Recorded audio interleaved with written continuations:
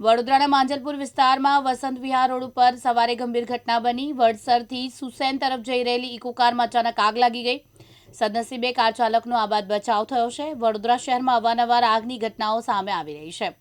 ફરીથી માંજલપુરમાં એક ઇકો કારના અચાનક આગની લપેટમાં આવી ગઈ। ઇકો ચાલક રસ્તા પર જઈ રહ્યો હતો તે દરમિયાન કારની અંદર ધુમાડો નીકળતા તે ઝડપથી બહાર નીકળી ગયો। આગની જાણ થતાં જ આસપાસના લોકો દોડી આવ્યા અને મકરપુરા ફાયર બ્રિગેડને જાણ કરવામાં આવી। फायर ब्रिगेडની ટીમ સ્થળ પર પહોંચીને પાણીનો મારો ચલાવી આગ ઉપર કાબુ મેળવ્યો હતો। મારું નામ દેવેશ છે, મેં તિલકવાડાથી આવું।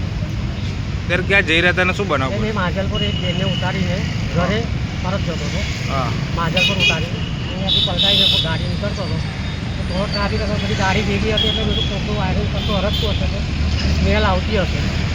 પછી થોડુંક મને ડાઉટફુલ લાગ્યો કે સારું કમ આટલું બધું કોઈ ગાડી આટલામાં ઓછી છે તો પછી મેં જો ખુલ્લી જગ્યા આવે તો મેં ઊભી કરીને પછી ચેક કરું।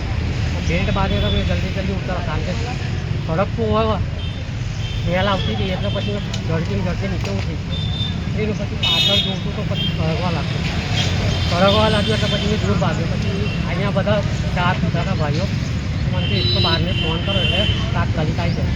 મારા મોબાઈલથી ફોન કર્યો પણ નહીં લાગ્યું, એટલે ભાઈએ ફોન કર્યો 112ને, તાત્કાલિક ફાયર બ્રિગેડની ટીમ આવીને બધી નાખી। કેટલું નુકસાન થયું છે કારને? શું કે બધું આ સીટો બીટો ને બધું વાયરિંગ ને બધું ખરાબ થયું છે।